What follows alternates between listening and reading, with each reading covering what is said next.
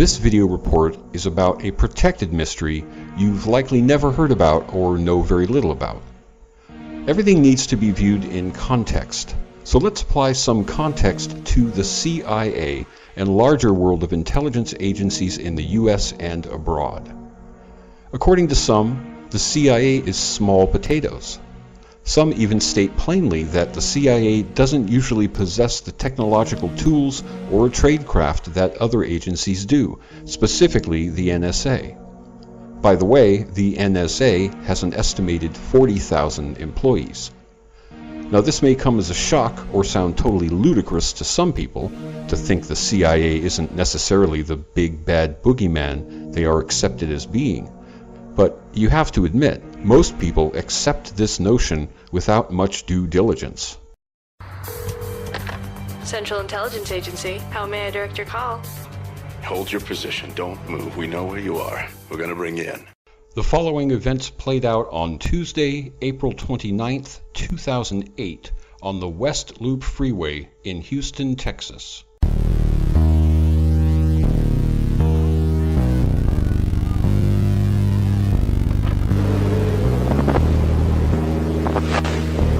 CID again. Not every day you talk about the CIA. I'm not. Car plate.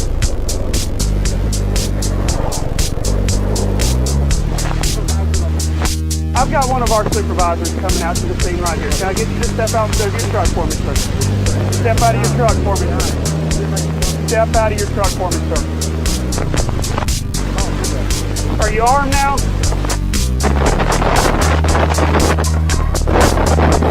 97.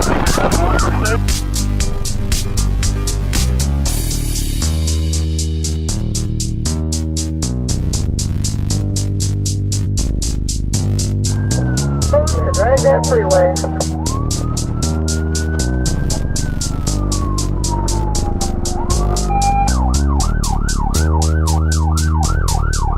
Down, slowing way down. Right here, but below bio, just north of the bio. Looks like your bio, they got him. Stop, he's stopped now.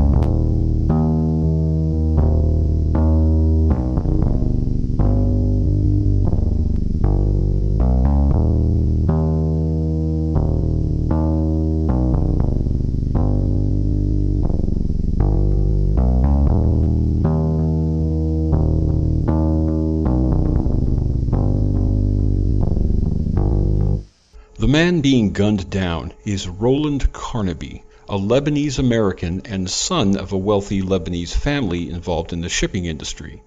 No one claims to be certain why he did what he did that day or why he was summarily executed, but I have some ideas. Robert A. Kautz, Carnaby's brother-in-law, had this to say. He lived and breathed his work, loved his country, and risked his life for it on an ongoing basis. My family and his associates in the intelligence community believe he deserves real acknowledgement for his many years of service. I don't detect any uncertainty in that statement that Roland Carnaby was somehow involved in intelligence work that was life-threatening, but that view isn't shared by many officials who spoke up in the aftermath of Carnaby's death. They either questioned his claims of intelligence work, claimed not to know him, or both. But Fred Platt, the vice president of the Houston chapter of former Intelligence Agency Association employees, said of Carnaby, he knows everybody on the command staff of every agency. The CIA confirmed that he was not an employee of the agency. The FBI claimed to have no knowledge of him.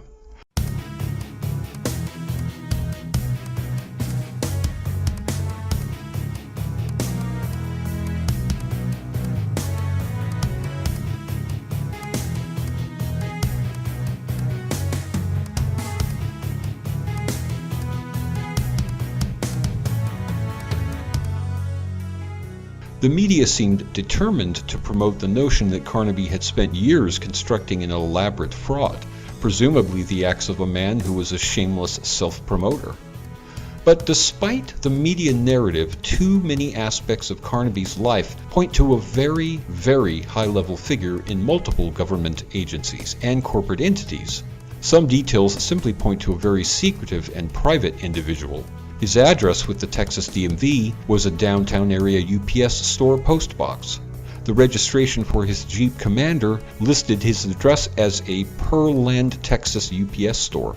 It seems that Carnaby worked for the CIA in the Soviet Union in the 80s.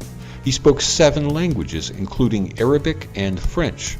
A former wife confirmed that they sometimes dined with the former head of the Houston Port Authority. Carnaby divorced in 1997 but remarried in 1999 to Susan Carnaby, an 8th grade school teacher who met Roland when she managed a men's store. Susan confirmed that Carnaby claimed to work for the CIA and that he frequently traveled on business, sometimes for months at a time. Susan actually believed Carnaby to be overseas when he was killed in Houston. Carnaby's lawyer, Kenneth Bruton, was a former chief counsel of the U.S. House Select Committee on Assassinations. Bruton confirmed that Carnaby was the current president of the Association of Former Intelligence Officers, not likely a position that could be held by a man who was merely a fraud. Bruton also confirmed that he and Carnaby attended a symposium for the AFIO at the CIA headquarters in Langley. He said Carnaby seemed well known there, albeit under the pseudonym of Tony. His Pearland home contains several photos of him taken with local dignitaries, including former U.S. Secretary of State James Baker and Houston Police Chief Harold Hurt. Both insisted they did not know him.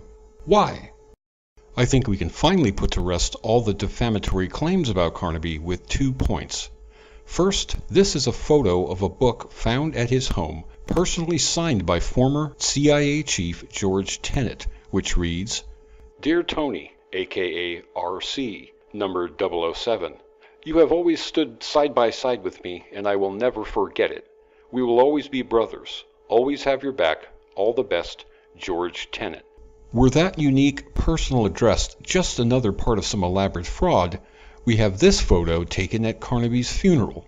As pallbearers, we see George Tenet, George H.W. Bush, and possibly Ted Kennedy, although from the image quality it's difficult to tell. Now for some weird information that is essentially unsourced, except to say that it was recovered from the Google cache of a long-defunct blog entitled Covert Operations and Pornography. I'll just read some of the highlights. One of the CIA's former counterterrorism chiefs and pioneers in covert operations, Roland Carnaby, retires. Alan Premel, 32 years old, whom CIA recruited in 1997 and whom Carnaby personally recruited in 2002 to work with a private intelligence firm in Houston, has emerged as the leading candidate to succeed him. The departure of Mr. Carnaby, 52, would mean the loss of CIA's most experienced, talented, and high-profile clandestine officers in management. Few executives who helped pioneer the commercialization of private intelligence and private security firms have remained on top for as long, except for some who can also claim founder titles, such as Patriot Oil and Pan American Shipping and Consulting Group. When Carnaby and Premel shared the reins from 2004 to 2007, they have delivered more than 10 consecutive quarters of sequential revenue growth, profit increase every year, and the company now has 248 licensed contract officers working for the firm globally, and $297 million in classified contracts over 5 continents. So what can be gleaned from this article? It seems almost like an internal press release, or possibly an article written for the subscribers of an intelligence news outfit like Stratfor. I think the CIA's denials that Carnaby worked for them are simply lies, and we wouldn't even be hearing those lies if it weren't for Houston PD's blatant openness about their suspicion of Carnaby's CIA credentials. So I think it's very likely this article's statements about Carnaby being a high-profile CIA clandestine officer and Alan Premel being recruited by the CIA in 1997 are true.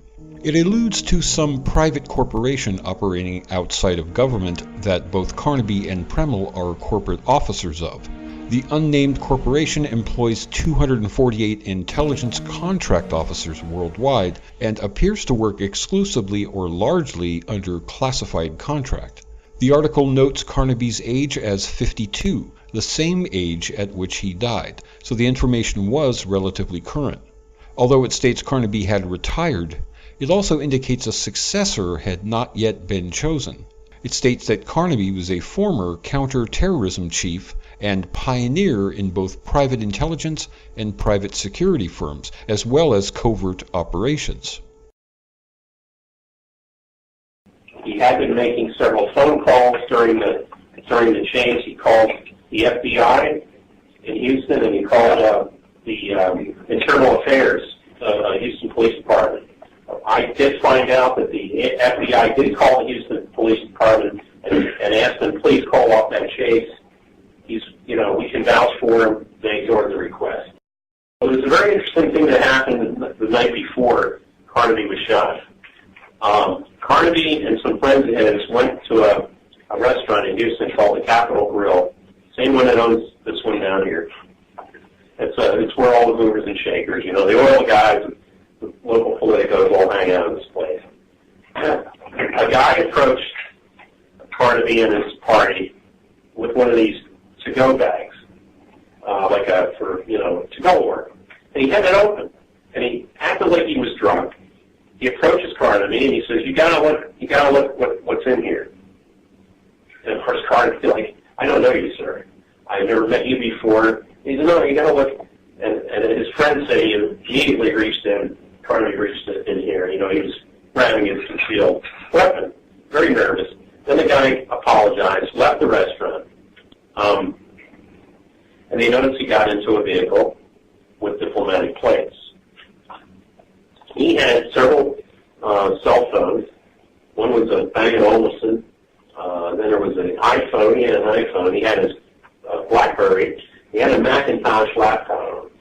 And they wanted, obviously, somebody wanted that information on it. What he used all these cell phones for is quite interesting. I was told what he could do is he could dial cameras in and around the Port of Houston, dial in the cameras and turn them on with the cell phone, leave them on, then dial them back, download the video or the still or movie video to the cell phone, and then put that into the Macintosh. He constantly bickered. He was with the Counterterrorism Center. He met with them quite frequently as the FBI group, Terrorism Task Force. Every city has one. Brings in the CIA, FBI, Secret Service. They would meet at a SCIF, a sensitive compartmented information facility. The only one where they could meet with get that many people inside a SCIF was at the Johnson Space Center. That's where they had that. And he constantly bickered with Homeland Security. He was not a fan of Michael Chertoff by any stretch.